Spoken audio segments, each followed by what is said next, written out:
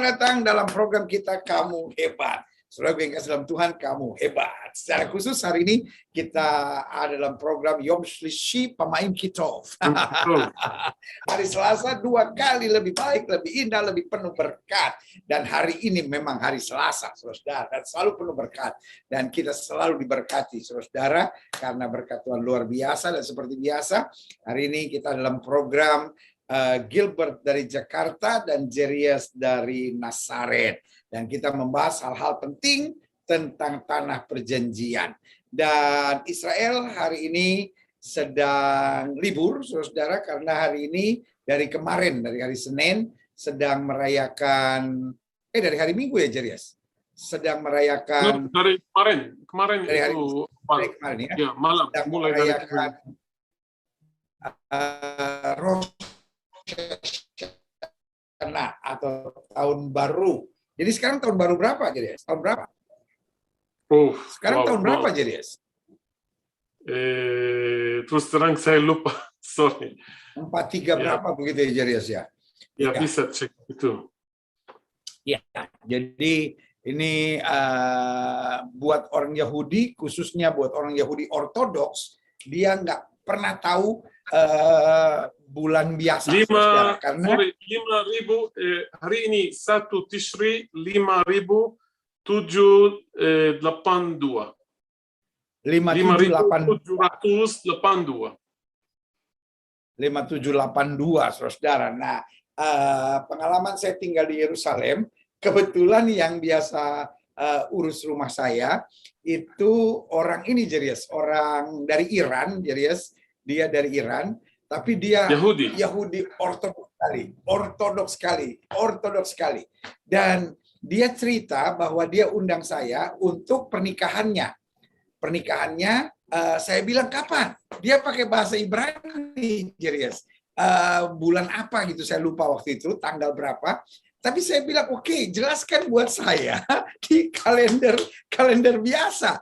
Lalu dia coba jelasin, dia hitung lagi, hey, ini seperti hidup zaman Musa, Jerias. Dia tidak tahu bulan April. Betul, Jerias. Dia harus buka apa itu namanya apa segala macam. Dia nggak tahu. Saya bilang oke, hari ini bulan, kalau nggak salah waktu itu bulan Maret. Hari ini bulan Maret. Dia bilang what is that? What is that? Lalu dia mulai hitung-hitung, oh berarti bulan ini. Waduh, very hard. Dan Jerias, end up-nya gimana? End up-nya karena kan kita kan beda antara pagi sama malam. Dia itu mulai dari malam ke pagi kan. Ya. Jadi end up-nya waktu itu saya sengaja datang dari Indonesia karena saya pulang dulu lalu saya balik lagi. Saya sengaja datang dari Indonesia untuk menghadiri pernikahan dia. Dan akhirnya apa yang terjadi, Jerias? Saya datang terlambat. Kenapa terlambat? Karena dia salah dalam bahasa, artinya salah dalam menjelaskan dalam kalender normalnya.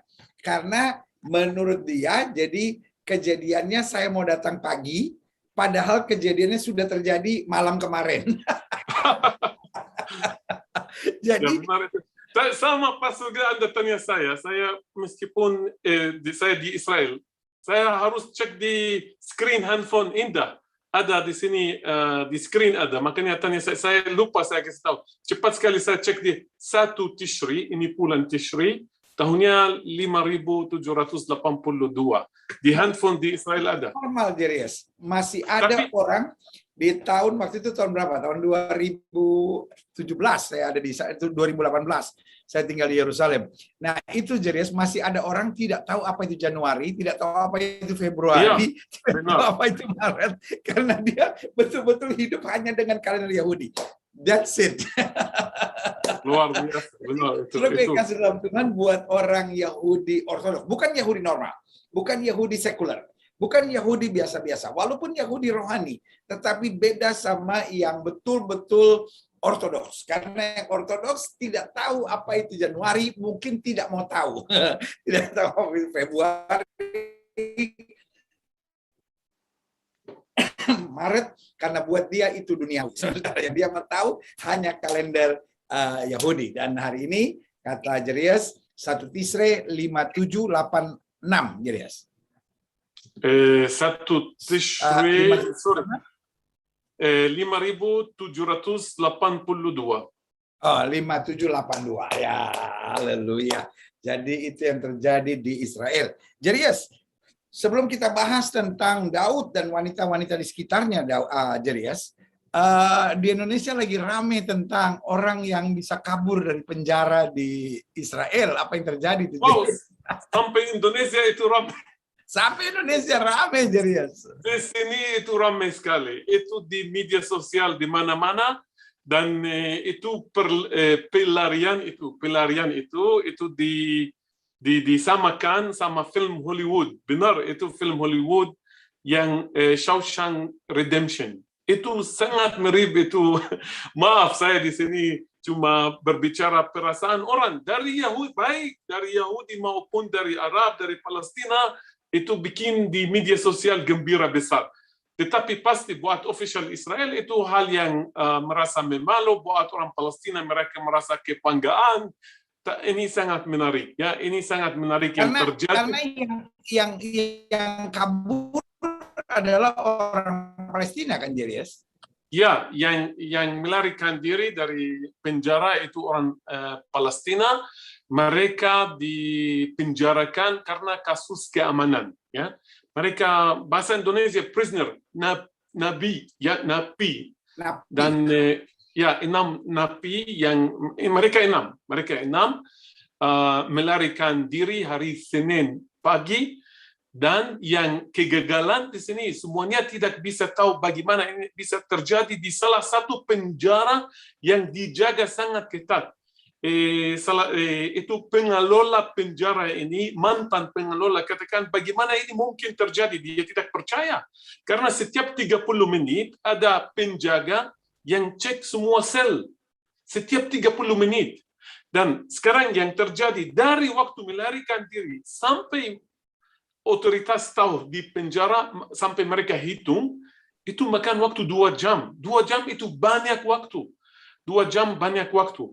Tadi saya sudah kirim foto di mana ini penjaranya. Sebenarnya banyak dari grup Indonesia lewat dari sana. Setiap grup lewat dari sana, ini penjaranya langsung mereka tanya.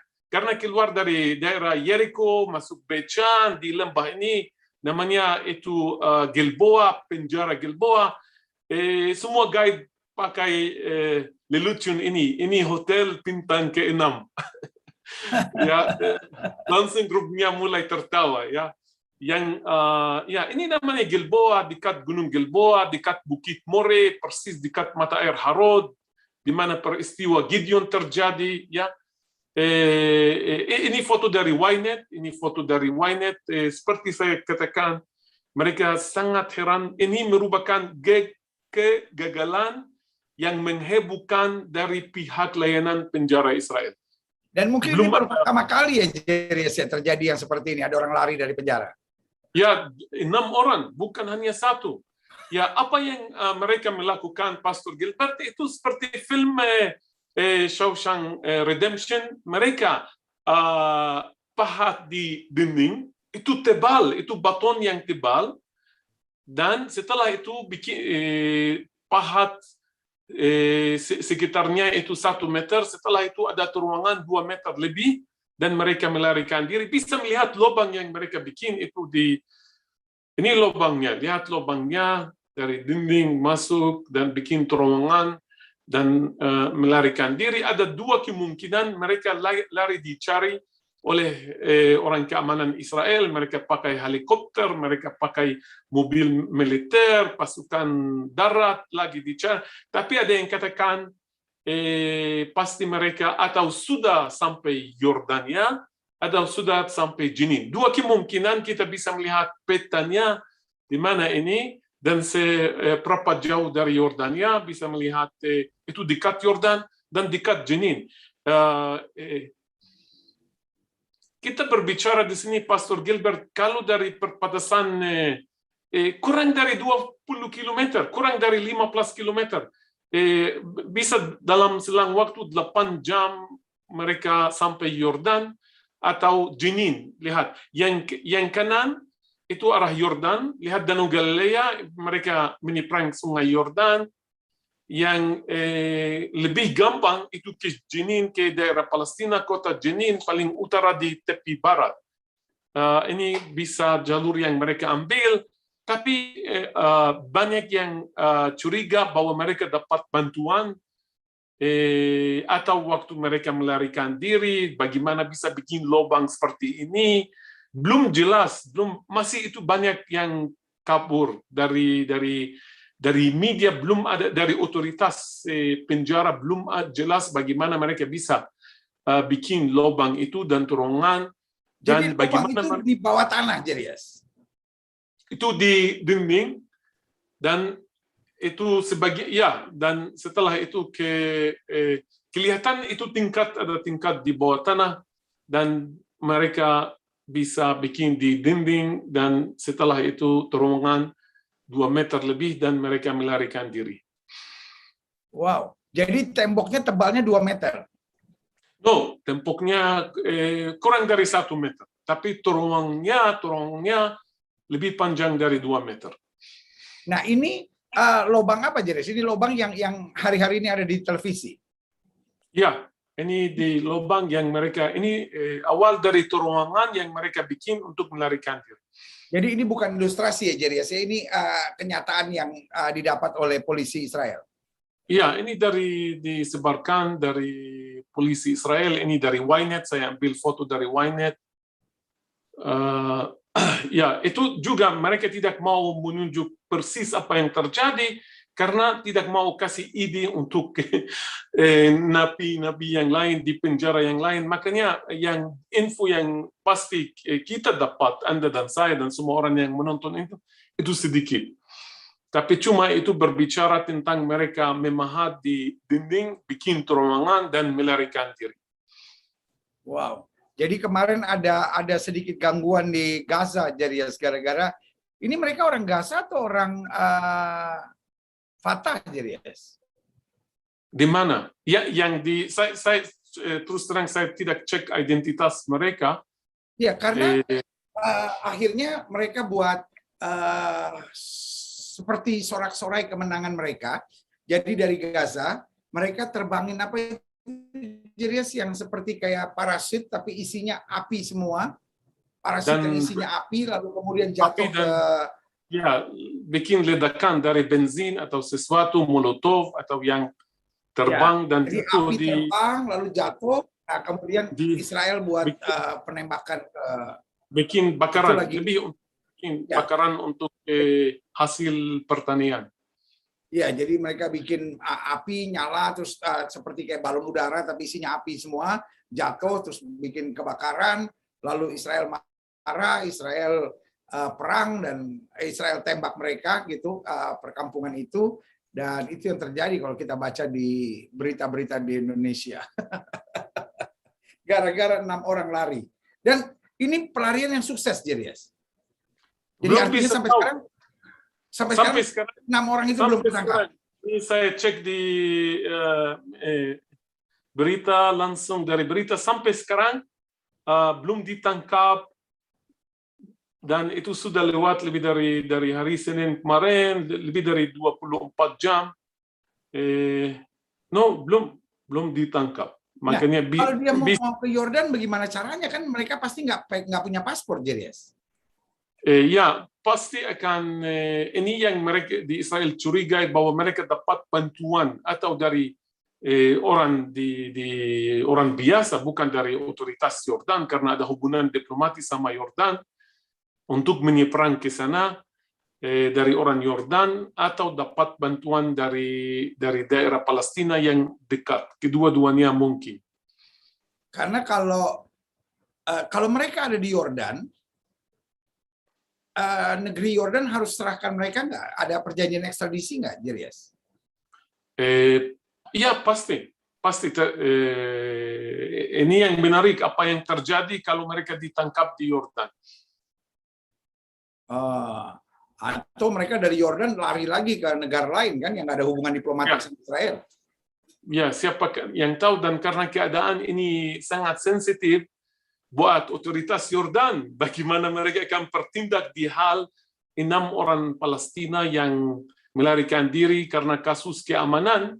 Saya tidak tahu kalau ada darah di tangan. Kalau tidak ada darah di tangan itu hal yang beda. Mengerti saya. Kalau orang ini membunuh orang Israel atau tidak membunuh orang Israel itu perbedaan. Tapi benar rincian dari apa yang mereka melakukan, siapakah 6 orang ini saya tidak tahu. Saya belum cek. Iya, tapi rasanya Yordan nggak berani juga terima mereka, Jarius ya. Tidak berani terima mereka dan tidak berani ekstradisi mereka. Karena lebih dari 70% dari warga negara Yordan itu orang Palestina. Itu bisa bikin demo yang besar, mereka akan pasti bertindak secara sangat bijaksana. Khususnya kalau ada darah di tangan, kalau mereka membunuh orang Israel, itu bisa. Tapi kalau itu hanya karena masalah politik, mengerti saya, Pastor Gilbert ya. Wow. Ya, kita harapkan semua yang terbaik buat Israel dan Palestina, Jarius. Lalu Amin. COVID, bagaimana, Jarius? Karena COVID, hari raya begini akan ada peningkatan. Ya, puji Tuhan, Pastor Gilbert, bisa katakan di Israel mulai merasa bahwa gelombang yang keempat dihentikan itu gara-gara vaksin.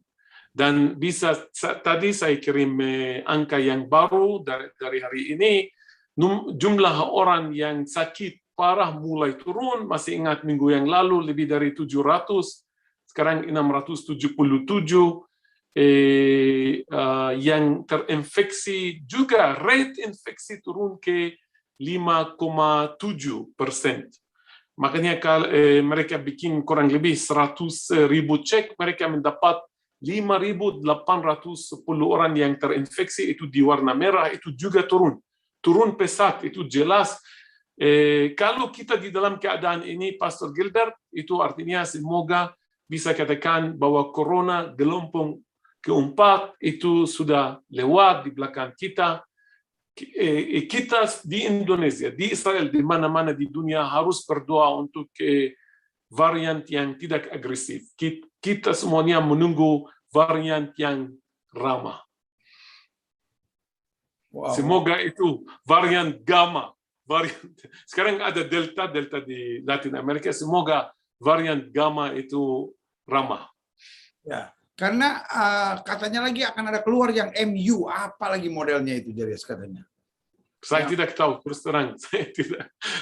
Wow. Jadi kita berdoa supaya biarlah yang delta ini puncaknya. Jadi semuanya akan turun dan ramah sehingga kesannya hanya tinggal flu biasa. Ya, amin. Untuk jangka depan itu harusnya jadi flu biasa. Haleluya.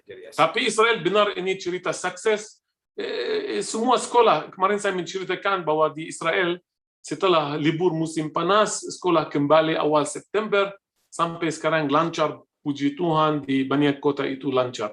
Oh, tidak ada kasus-kasus yang meledak di sekolah-sekolah, Jarius? No, tidak ada kasus yang meledak, tidak berbicara. Ada di beberapa kota ada kejadian seperti ini, tapi pada umumnya itu lancar. Karena waktu 2020, Jarius, ada teman saya, anaknya mulai masuk sekolah, mungkin seminggu. Tetapi kasusnya terlalu banyak, akhirnya stop lagi sekolah. Waktu tahun 2021, jadi 2020, jadi. Ya, makanya Pastor Gilbert yang saya sudah satu minggu bisa tahu. Tidak ada sekolah di Nazareth contohnya, tidak ada sekolah yang ditutup, tidak ada. Itu artinya lancar. Pasti ada orang yang ada siswa yang dikirim ke isolasi, tapi pada umumnya tidak ada sekolah atau kelas yang tutup. Oh, jadi tidak ada yang signifikan. Ya. Wah, luar biasa. Jadi hari ini kita melanjutkan pembahasan kita tentang tokoh Alkitab yang sangat dikagumi oleh semua orang, Daud. Hanya dia punya serious problem dengan wanita-wanita.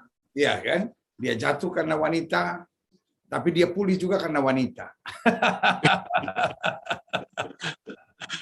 Dia sebentar membunuh, tapi karena ditolong oleh Batsheba disadarkan untuk akhirnya melakukan yang baik. Nah, gimana, Jarius? Ya, benar. Makanya dan juga Pastor Gilbert kemarin Pastor Gilbert menceritakan kepada saya bahwa di belakang setiap laki-laki yang sukses, yang toko yang itu pasti ada wanita. Makanya kita mau menggali sekarang di program ini, siapa yang tahu kita perlu satu program lagi, dan kupas wanita-wanita Daud. Istri-istri Daud, wanita yang Daud kenal. Makanya saya pasti menurut kronologi, menurut waktu, saya mulai dengan wanita pertama yang jadi istri Daud, yaitu Michal, putri Raja Saul. Dan yang paling kita tahu tentang Michal, yang Pastor Gilbert, yang tercetak di otak orang Kristen tentang Michal, justru itu yang negatif. Setuju? Justru itu yang terakhir dari kehidupan dia. Bahwa dia memandang rendah suaminya, Daud, waktu dia menari-tari di depan kabut. Ya, lebih dari itu, dia tidak simpan itu di hatinya. Dia berani omong dan menghina suaminya. Bagaimana dia bisa menari-tari telanjang antara budak-budak perempuan itu yang tercetak di otak kita. Dan bagaimana karena itu dia dikutuk dan dia sampai mati dan tidak melahirkan anak laki. Tetapi Pastor Gilbert, saya bisa katakan kasihan, benar kasihan. Itu yang tercetak di otak kita. Kalau kita mendalami kisah wanita ini, ternyata wanita ini mulai sangat baik. Dia mulai sangat baik, kita akan menceritakan kisahnya dari Alfa sampai Omega yang kita tahu dari Alkitab. Tetapi dia punya tragedi yang sangat sulit. Itu sulit memperhatikan itu, bahwa dia antara dua laki-laki. Dia antara dua laki-laki yang menggunakan dia masing-masing untuk kepentingan dia sendiri. Dan apalagi dia putri satu raja, dan di masa depan dia istri satu raja. Dan dua raja ini adalah musuh. Kasihan, ini tragedi dari Michal. Ini yang menyampaikan bahwa seperti yang wanita di Israel katakan, hatinya jadi seperti batu. Tetapi dia mulai sangat baik, dia sangat manis, sangat luar biasa. Kita lupa tentang itu, karena kita hanya pikir yang masa depan Raja Daud. Kalau kita mulai dari awal, wow, kita akan sangat terkesan untuk yang baik, untuk positif pada Michal ini.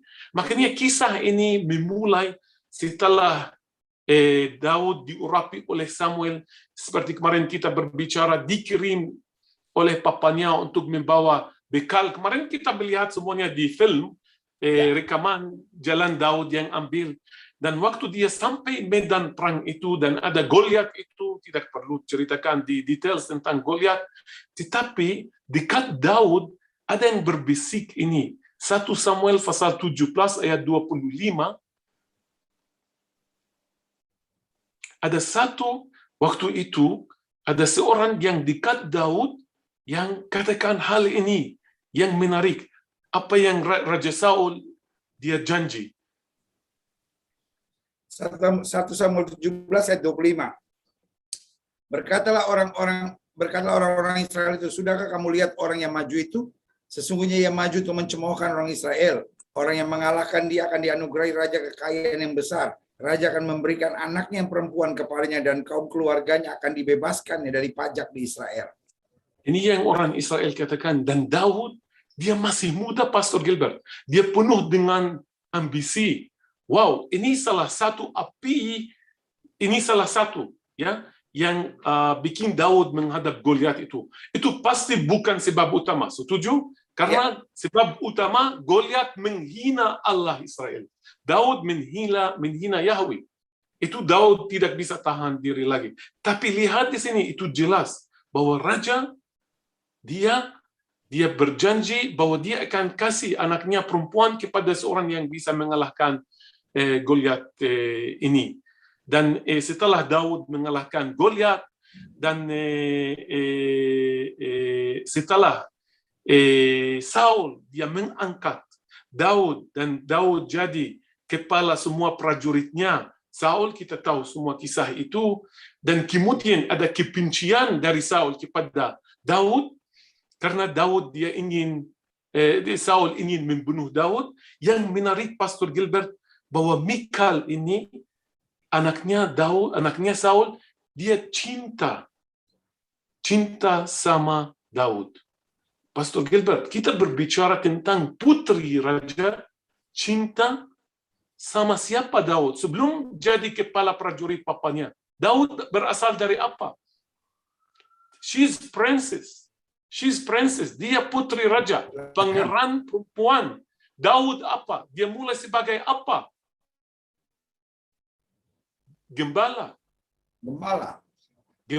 Penjaga kambing domba. Putri raja, cinta gembala. Pastor Gilbert, saya bisa jamin bahwa di Alkitab tidak pernah menceritakan tentang wanita yang cinta gembala seperti ini.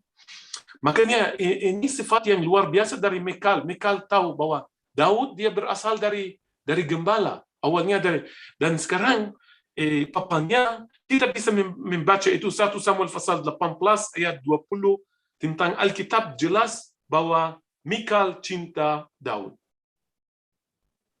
1 Samuel pasal 18 ayat 20. 1 Samuel 18 ayat 20. Tapi Mikal anak perempuan Saul jatuh cinta kepada Daud. Ketika hal itu diberitahukan kepada Saul, maka ia pun menyetujuinya. Dan ayat 21. Sebab pikir Saul, baiklah Mikal kuberikan kepadanya, biarlah ia menjadi jerat bagi Daud, dan biarlah tangan orang Filistin memukul dia. Lalu berkatalah Saul pada Daud untuk kedua kalinya, pada hari ini engkau boleh menjadi menantuku. Ya, itu jelas tercatat di sini bahwa Mikal dia cinta kepada Daud.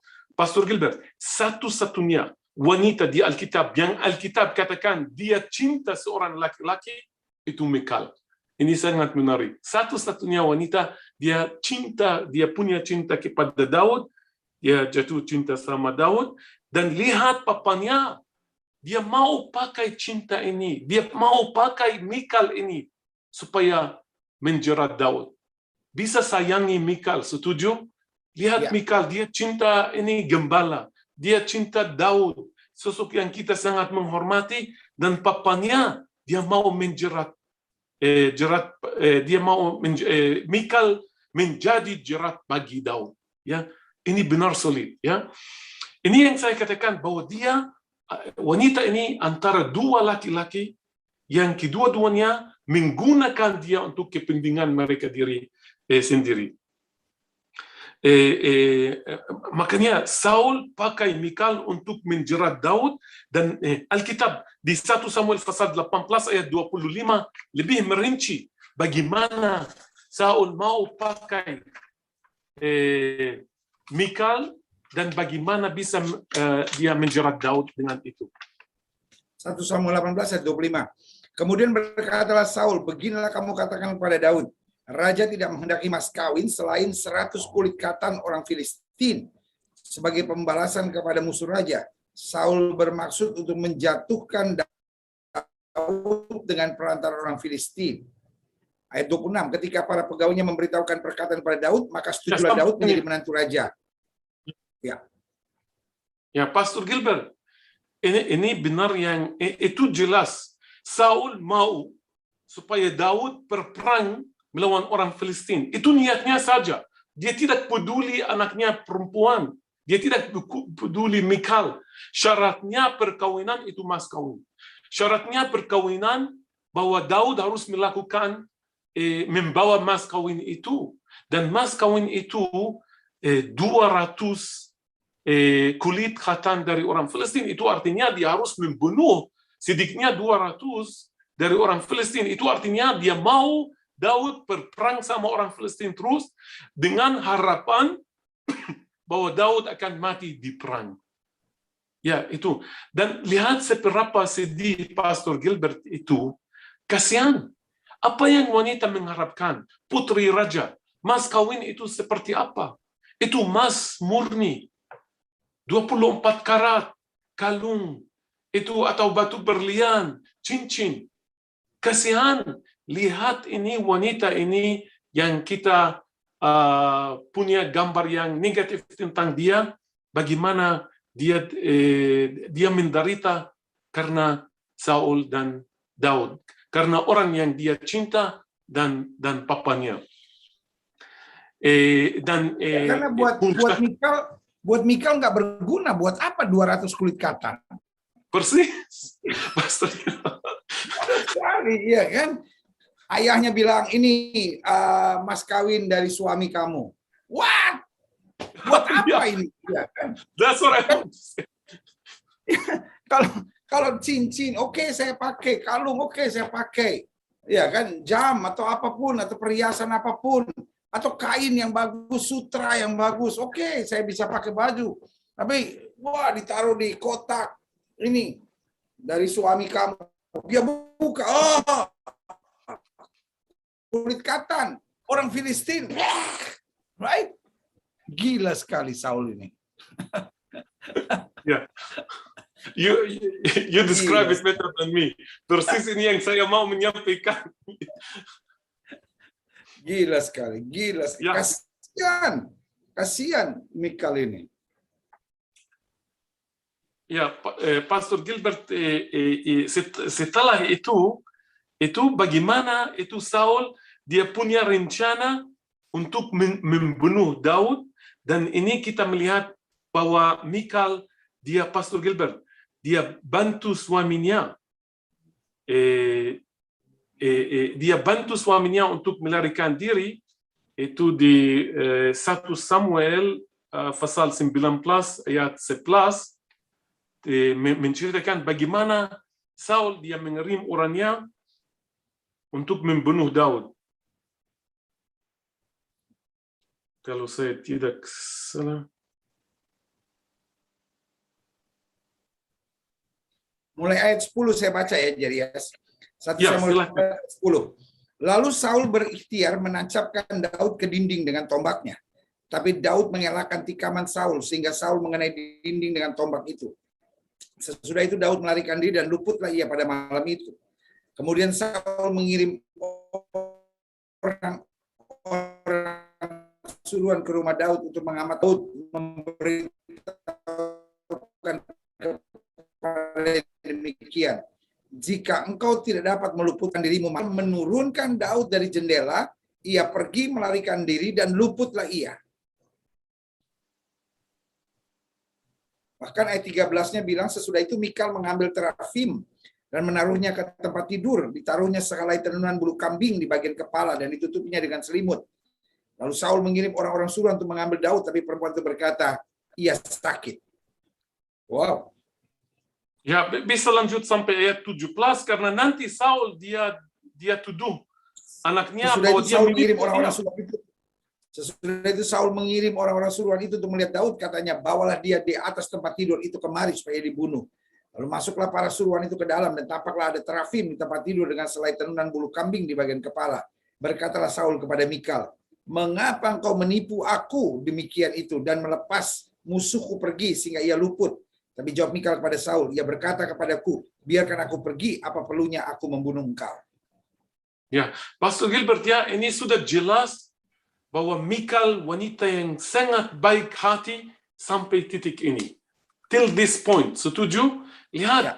Dia bantu toko yang tercinta untuk kita, oleh kita semuanya di Indonesia, semua orang Kristen di dunia, untuk melarikan diri, untuk selamat. Dia menyelamatkan Daud dari jebakan ini yang Saul mau melakukan, dan dia bantu suaminya yang dia sangat cinta untuk melarikan diri.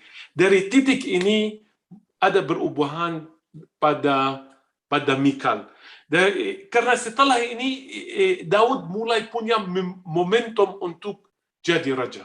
Setelah ini Daud mulai jadi kuat dan lebih kuat di Adulam dan itu, dan untuk Saul dia melihat bahwa itu bahaya sekali bahwa Mikal tetap istri Daud. Kenapa? Pastor Gilbert, kalau Mikal istri Daud itu kredibilitas legitimasi kalau Daud jadi raja, itu istrinya putri Saul, itu hal yang sangat Daud perlu. Itu namanya legitimasi, ya. Makanya karena itu Saul melakukan hal yang sangat jahat di apa yang Saul lakukan. 1 Samuel 25 pasal 25 ayat 44, dia melakukan hal yang sangat sedih buat Mikal. Pasti hati Mikal hancur, dan itu bikin hati Mikal seperti batu.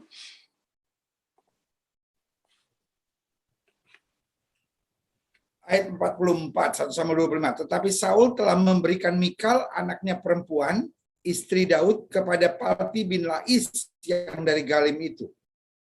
Ya, Pastor Gilbert, ini ini ya, dia kasih anaknya jadi istri, Mikal jadi istri untuk orang lain. Palti bin Lais. Wow. Dia tidak mau Mikal tetap istri Daud. Dia tidak mau kartu kemenangan ini buat Daud. Dia punya putri raja. Kalau dia jadi raja dan istrinya putri raja, itu akan menyatukan Benyamin sama Yehuda, setuju? Karena selalu itu perkawinan bikin alliance, bikin persekutuan.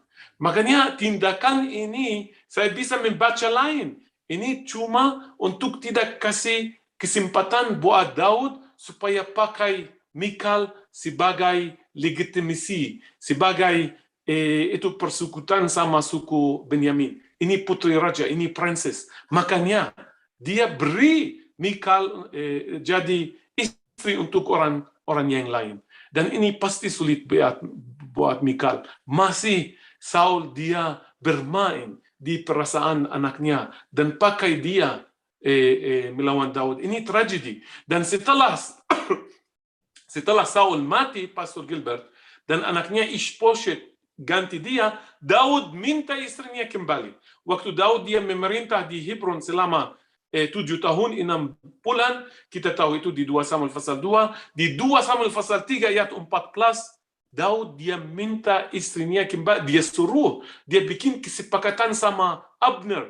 Abner adalah panglima Saul dan sekarang untuk Ishbosheth, tetapi Abner kecewa dari Ishbosheth dan dia mulai negosiasi sama Daud, dan ini yang terjadi. 2 Samuel pasal 3 ayat 14, Daud dia suruh, dia minta istrinya, mendapat istrinya kembali.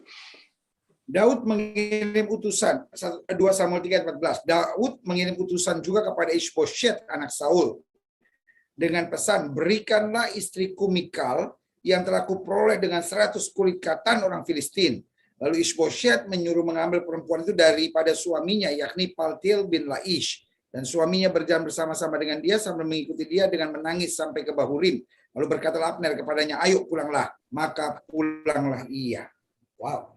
Dan kelihatannya jelas berarti Mikal ini istri yang baik. Buktinya Paltiel juga menangis melepas dia. Jadi dia bukan istri yang digambarkan selama ini bahwa dia istri yang memandang rendah suami, menghina suami, karena Daud sampai teringat-ingat sama dia, sampai panggil dia, ya kan? Lalu kemudian Paltiel juga begitu, karena dipaksa oleh raja, lalu dia harus serahkan, dan kemudian dia pun melepaskan Mikal dengan menangis. Dengan menangis, ini indah yang kata. Anda juga membaca antara kata-kata bahwa barangkali atau pasti wanita ini baik hati, tapi hatinya jadi batu, Pastor Gilbert. Karena semua ini drama, setuju? Ini mereka bermain pada wanita ini. Saul yang bikin banyak jahatan ini, itu jelas itu papanya. Dan makanya kasihan dia mengakhiri tidak baik, Pastor Gilbert. Dan ini yang kita ingat, ini yang tercetak di otak kita, itu 2 Samuel pasal 6 ayat 16. Kita membaca sekarang ayat 16, kalau Pastor Gilbert berkenan silakan membaca. 2 Samuel pasal 6 ayat 16. Ketika Daud membawa tabut dari Kiryat Yearim. Ayat 15-nya bilang, Daud dan seluruh orang Israel mengangkut tabut Tuhan itu dengan diringi sorak-sorai dan bunyi sangkakala. Ketika tabut Tuhan itu masuk ke kota Daud, maka Mikal, anak perempuan Saul, menjenguk dari jendela, lalu melihat Raja Daud meloncat-loncat serta menari-nari di hadapan Tuhan. Sebab itu ia memandang rendah Daud dalam hatinya. Ya, Pastor Gilbert, ini dan ini tidak berakhir begini, hanya dia memandang, dia rendah dalam hatinya. Di ayat 20 kita lanjut sampai ayat 23 itu menceritakan dia menghina suaminya. Dan Daud di sini dia tidak duduk diam, dia membalas, dia jawab, dia kasih jawab yang sulit. Ayat 20 2 Samuel 6 ayat 20. Ketika Daud pulang untuk memberi salam kepada sisi rumahnya, maka keluarlah Mikal binti Saul mendapatkan Daud. Katanya, betapa raja orang Israel yang menelanjangi dirinya pada hari ini di depan mata budak-budak perempuan para hambanya, merasa dirinya terhormat pada hari ini seperti orang hina dengan tidak malu-malu menelanjangi dirinya.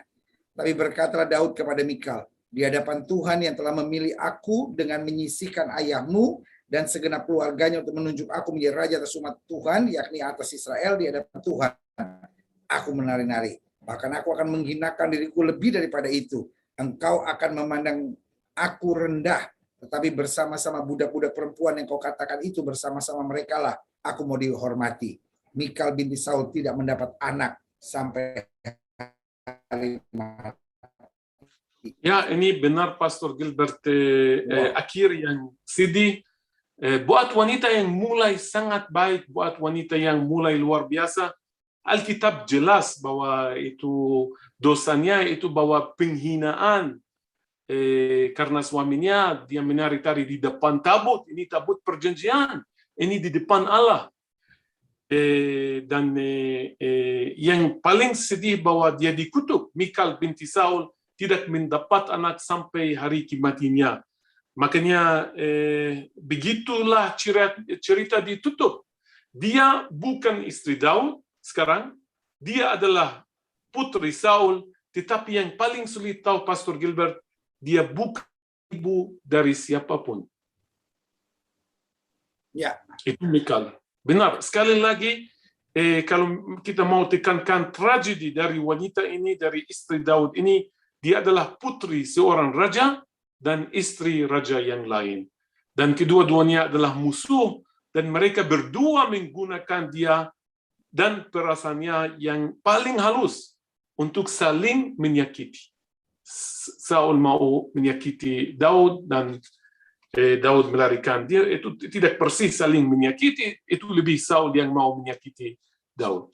Makanya benar kita bisa menggali, bisa kupas, dan kita sekarang bisa sedikitnya menghargai bagaimana wanita ini dia memulai awal dari perkara dia.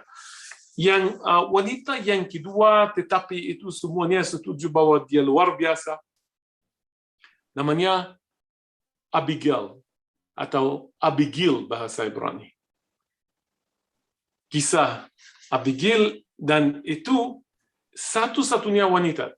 Kalau tadi Alkitab menceritakan bahwa tentang Mikal, satu-satunya wanita yang cinta seorang laki itu Mikal. Kalau Abigail, bisa cek itu Pastor Gilbert, satu-satunya perempuan yang Alkitab katakan bahwa dia cantik dan bijaksana. Dia cantik dan bijaksana. Apakah Mikal ini? 1 Samuel pasal 25 ayat 2, kalau Pastor Gilbert berkenan membaca buat kita tentang siapakah Mikal ini, 1 Samuel pasal 25 ayat 2 dan ayat 3. Abigail. 1 Samuel 25 ayat 2. Ketika itu ada seorang laki-laki di Maon yang mempunyai perusahaan di Karmel. Orang itu sangat kaya. Ia mempunyai 3.000 ekor domba dan 1.000 ekor kambing. Ia ada di Karmel pada pengguntingan bulu domba. Nama orang itu Nabal. Dan nama istrinya Abigail. Perempuan itu bijak dan cantik. Tapi laki-laki itu kasar dan jahat kelakuannya. Ia seorang keturunan Kaleb. Masuk yang indah di sini. Alkitab hampir katakan. Alkitab sepertinya mau katakan, bagaimana mungkin wanita seperti dia bisa menikah sama suami seperti itu. Hampir Alkitab katakan. Orang yang pelit, orang yang jahat, orang yang kasar, itu Nabal. Dan Nabal dia dari turunan siapa, Pastor Gilbert? Kaleb. Kalau saya tidak salah, Kaleb dari Yehuda, dari suku Yehuda, ya. Kaleb dari suku Yehuda.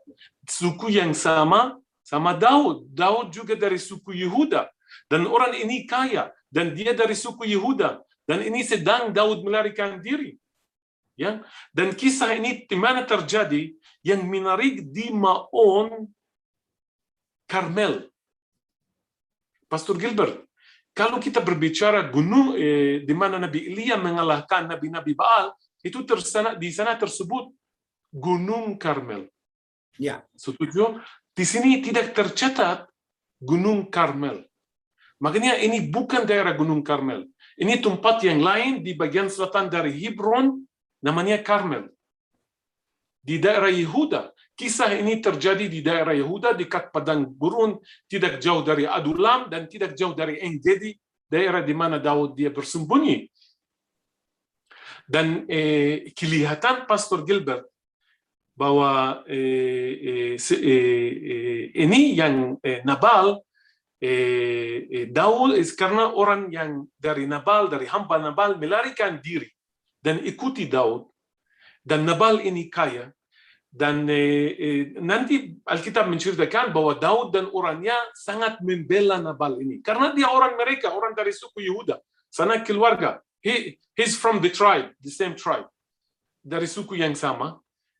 Daud dia merasa bahwa dia berhak mendapat berkat dari dia, sesuatu dari dia, bantuan finansial buat dari dia. Makanya waktu itu Daud berada di padang gurun, dia melarikan diri dari Saul, dan dia kirim utusan secara sangat sopan untuk meminta bantuan dari Nabal finansial. Dia bayaran atau bantuan financial dari Nabal, dan ini yang Alkitab bagaimana orang itu dia membalas. Benar itu sangat sulit. Itu Alkitab menceritakan di 1 Samuel pasal 25 ayat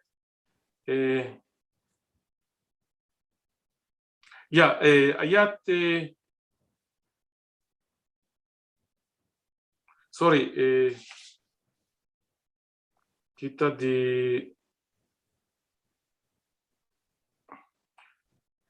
ayat 7, ya, 1 Samuel pasal 25 ayat 7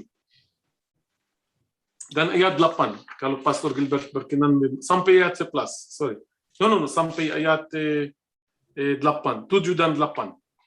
1 Samuel 25 ayat 7 dan 8. Baru-baru ini aku mendengar bahwa engkau mengadakan pengguntingan bulu domba. Adapun gembala-gembalamu yang ada dengan kami tidak kami ganggu, dan tidak ada sesuatu yang hilang daripada mereka selama mereka ada di Karmel. Tanyakan pada orang-orangmu, mereka tentu akan memberitahukan kepadamu. Sebab itu biarlah orang-orang ini mendapat belas kasihanmu. Bukankah kami datang pada hari raya? Berikan kepada hamba-hambamu ini dan kepada anakmu Daud apa yang ada padamu. Ya, ini Daud dia minta secara yang sangat sopan, dia tidak mengancam, dan bagaimana secara Nabal ini yang dia membalas itu ayat 10 dan ayat 11. Supaya kita mengerti kasus ini, masalah. Bahkan kalau kita lihat kan Daud begitu merendahkan diri, dan Daud bilang berikanlah kepada anakmu, iya kan, Jarius? Ya, persis. Ayat 8 itu kan berikan kepada hamba-hambamu ini dan kepada anakmu Daud apa yang ada padamu. Berarti Daud merendahkan diri sebagai seorang anak kepada Nabal ini kan? Ya. Nah, ayat 9. Ketika orang-orang Daud sampai ke sana, berkatalah mereka kepada Nabal atas nama Daud tepat seperti yang dikatakan kepada mereka. Kemudian mereka menanti. Tapi Nabal menjawab anak buah Daud itu, katanya, siapakah Daud? Siapakah anak Isai itu? Pada waktu sekarang ini ada banyak hamba-hamba yang lari dari tuannya. Masakan aku mengambil rotiku, air minumku, dan hewan bantaian yang kubantai bagi orang-orang pengguntingku untuk memberikan kepada orang-orang yang aku tidak tahu dari mana mereka datang. Wow. Ini penghinaan besar. Pastor Gilbert, saya kira, saya tidak tahu, saya pasti bahwa Nabal, menurut saya, dia tahu siapakah itu Daud. Wow, ini yang membunuh Goliat. ini yang jadi mengepalai semua prajurit Raja Saul. Saya merasa di sini bahwa Nabal dia memihaki Saul. Meskipun bahwa ya saya merasa itu, dan juga itu jelas dia orang kikir, pelit, dan dia orang kasar seperti Alkitab menggambarkan dia. Makanya karena penghinaan ini Daud dia tidak duduk diam dan jawabnya untuk penghinaan ini bikin Daud bertindak secara yang kuat. Dia tidak terlambat membalas, dan itu di ayat 13 itu jelas apa yang Daud melakukan.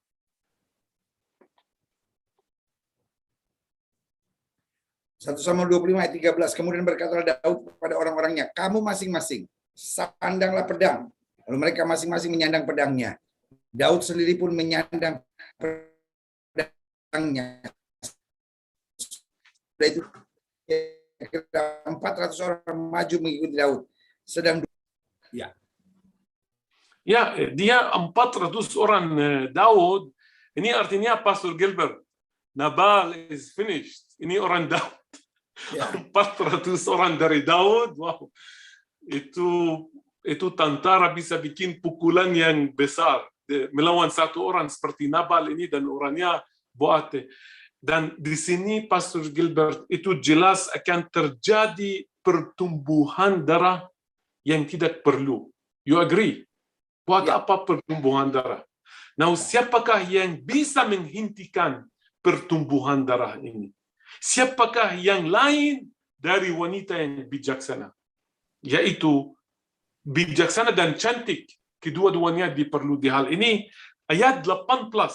Marilah kita mendengar, kalau Pastor Gilbert berkenan, bagaimana Abigail bertindak terhadap peristiwa ini.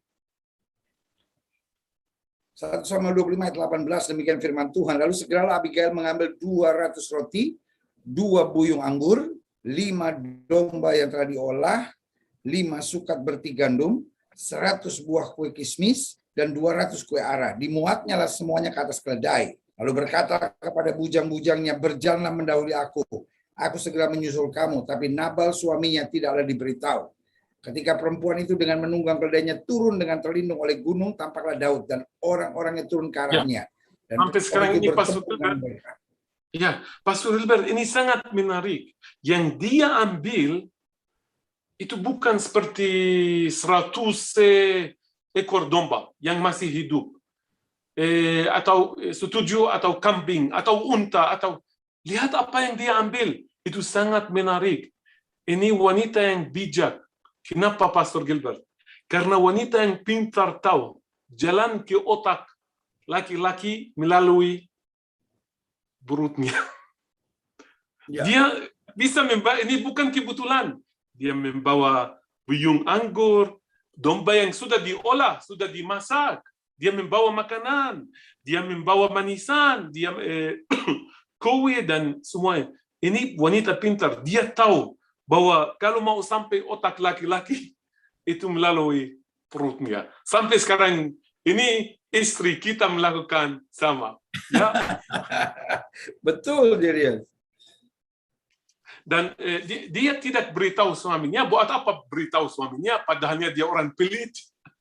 Waktu dia, dan barangkali dia akan bikin dia terlambat, dan itu akan menyebabkan perang. Makanya dia bertindak cepat. Dan dia tidak mau beritahu suaminya, tetapi dia jujur. Dia wanita jujur luar biasa. Dia tidak sembunyikan hal ini dari suaminya.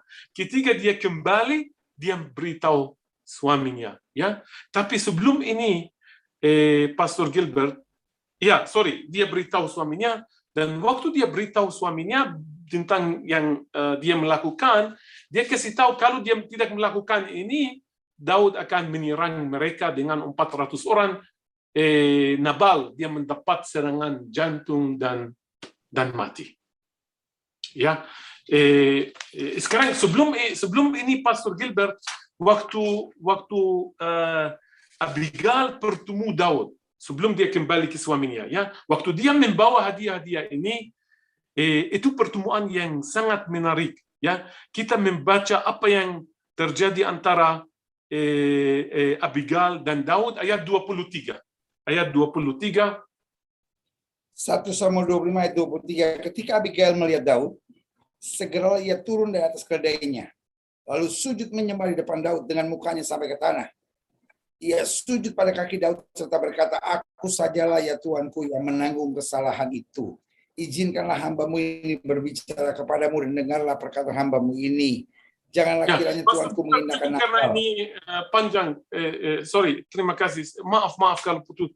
Pastor Gilbert, dia lihat berapa wanita ini bijak. Anda bisa hitung 10 kali ini seperti pidato. This is like a speech. Ini di pidato dia 10 kali dia katakan sorry. 14 kali di pidato dia katakan Tuanku. 14 kali dia beritahu Daud Tuanku. 6 kali dia pakai aku hambamu. Kenapa Pastor Gilbert? Karena dia tahu semua kasus ini mulai karena martabat. Karena penghinaan Nabal kepada Daud. Makanya lihat dia bijaksana. Dulu dia bikin dia tenang dengan membawa makanan dan itu. Yang kedua, pidato ini rekonsiliasi. Rekonsiliasi luar biasa. Dia 14 kali dia rujuk kepada Daud sebagai Tuanku. 6 kali dia berbicara tentang dia sendiri kepada Daud sebagai hambamu. Pidato ini 2 bagian. Bagian pertama rekonsiliasi. Yang menarik Pastor Gilbert itu bagian yang kedua. Itu ayat 30 dan ayat 31. 1 Samuel 25 ayat 30 sampai 31. Apabila Tuhan melakukan pada Tuanku sesuai dengan segala kebaikan yang difirmankan kepadamu dan menunjuk engkau menjadi raja atas Israel, maka tak usahlah Tuanku bersusah hati dan menyesal karena menumpahkan darah tanah tanpa alasan, dan karena Tuanku bertindak sendiri dalam mencari keadilan. Dan apabila Tuhan berbuat baik kepada Tuanku, ingatlah kepada hambamu ini. Pastor Gilbert, dia lebih dari wanita bijaksana. Ini ada sesuatu lebih dari itu. Daud belum raja. Lihat, Pastor Gilbert. Dan dia tidak tahu kalau Daud akan jadi raja. Setuju? Ya. Dari mana dia mendapat ini? Dia katakan kebaikan yang difirmankannya kepadamu dan menunjuk engkau menjadi raja atas Israel. Wow. Pastor Gilbert, ini artinya dia seorang nabi, ya? Setuju? Ya. Ya, ini satu sifat lagi bisa katakan bahwa dia seorang nabi, dan Daud menjawab dia dengan kata-kata yang sangat indah. 32 dan 33. 1 Samuel 25 ayat 32 sampai 33. Lalu berkatalah Daud kepada Abigail, "Terpujilah Tuhan Allah Israel yang mengutus engkau menemui aku pada hari ini. Terpujilah kebijakanmu dan terpujilah engkau sendiri, bahwa engkau pada hari ini menahan aku daripada melakukan hutang darah dan daripada bertindak sendiri dalam mencari keadilan." Wow. Ya, Pastor Gilbert pasti yang menulis mazmur buat dia kata yang indah ini, pasti gampang sekali susun kata yang sangat indah ini kepada Abigail. Kita harus ingat bahwa Daud dia yang susun mazmur. Saya mau kembali kepada yang dia katakan di pidato dia dikasih tahu Daud di ayat 31 tadi 31, ingatlah kepada hambamu ini. She said, remember me. Pastor Gilbert, wanita ini membaca masa depan. Dia kembali kepada suaminya. Dia tidak tinggal sama Daud. Dan waktu dia menceritakan apa yang terjadi kepada suaminya dan Daud, pasti kalau dia tidak melakukan begini, dia akan menyerang mereka dengan 400 orang. Suaminya mati. Ya, sekarang dia tidak beritahu bahwa suaminya mati. Daud diberitahu oleh orang lain bahwa suaminya mati. Makanya sekarang Daud sangat menghargai wanita seperti ini. Ayat 39, di sini terakhir yang kita membaca supaya mengakhiri kisah Abigail, kalau Pastor Gilbert berkenan membaca buat kita ayat 39. 1 Samuel 25 ayat 39. Ketika didengar Daud bahwa Nabal telah mati, berkatalah ia, terpujilah Tuhan yang membela aku dalam perkara penghinaan Nabal terhadap aku dan yang mencegah hambanya daripada berbuat jahat. Tuhan telah membalikan kejahatan Nabal ke atas kepalanya sendiri. Kemudian Daud menyuruh orang untuk berbicara dengan Abigail tentang mengambil dia menjadi istrinya. Wow. Dan Abigail setuju dan dia jadi istri kepada Daud. Pastor Gilbert, saya belajar ini dari Anda. Daud tokoh yang luar biasa, dia harus punya istri luar biasa. Saya kira bahwa yang lebih pengaruh Daud bukan Mikal, bukan wanita. Saya kira itu Abigail, setuju? Saya tidak tahu. Cuma I want your nasihat. Saya kira ini wanita yang cantik, yang bijaksana, pasti dia jadi penasihat buat Daud, wanita seperti ini. Dan sampai sekarang ini, Pastor Gilbert, wanita ini sangat dihargai di Israel. Di Israel yang modern, antara orang Yahudi juga di seluruh dunia, di New York. Waktu upacara kelahiran anak perempuan, ya, berkat yang mereka katakan, Yasimech Elohim ke Avigal Rabat Vuna Vituvat Etza. Itu Tuhan menjadikan anak perempuan ini, bayi yang baru lahir, seperti Abigail, supaya jadi sangat bijaksana dan penasihat yang luar biasa.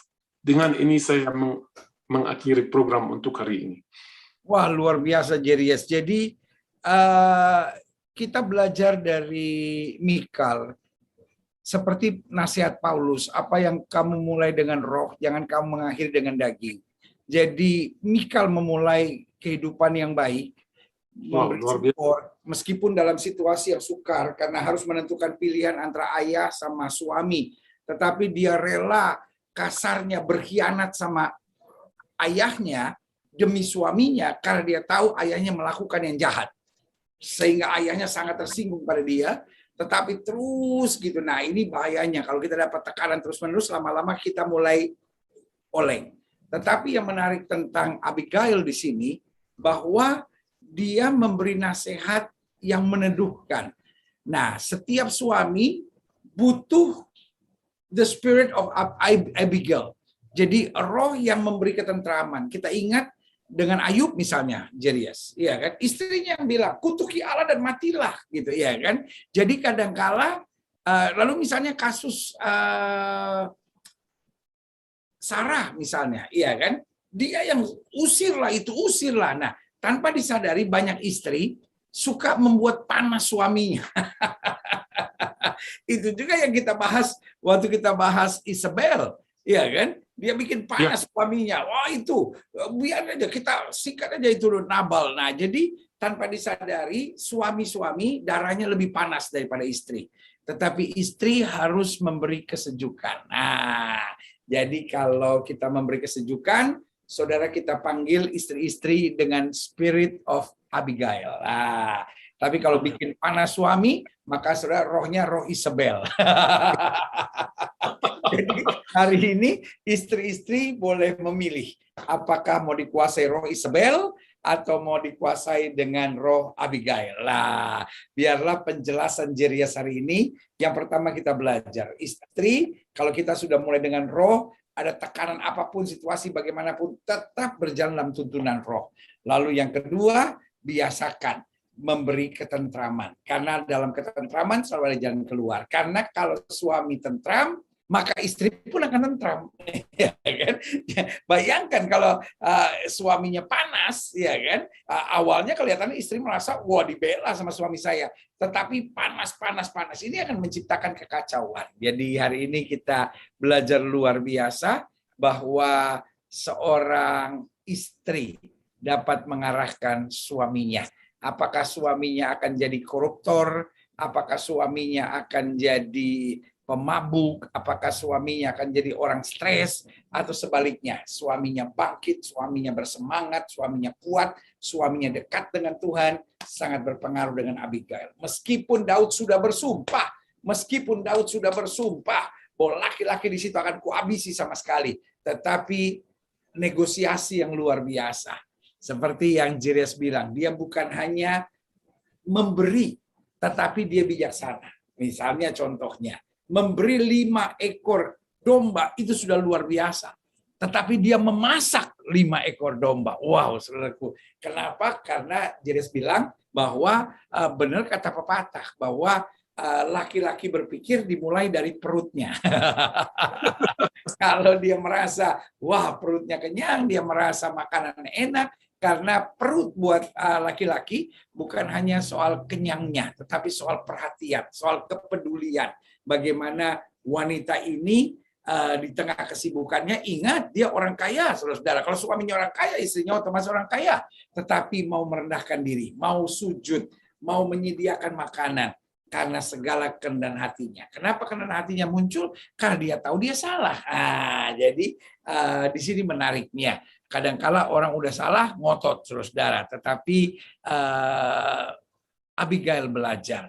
Kalau kita salah, kita merendahkan diri. Dan orang yang salah dan merendahkan diri selalu mendapat pengampunan dan anugerah Tuhan. Wow, haleluya.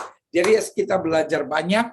Dan saya harap minggu depan kita masih lanjutkan wanita-wanita seputar Daud, sehingga kita belajar untuk bagaimana bersikap, bagaimana bertindak. Karena akhirnya bagaimana Salomo anaknya juga hancur karena apa? Karena tidak bisa mengatasi wanita.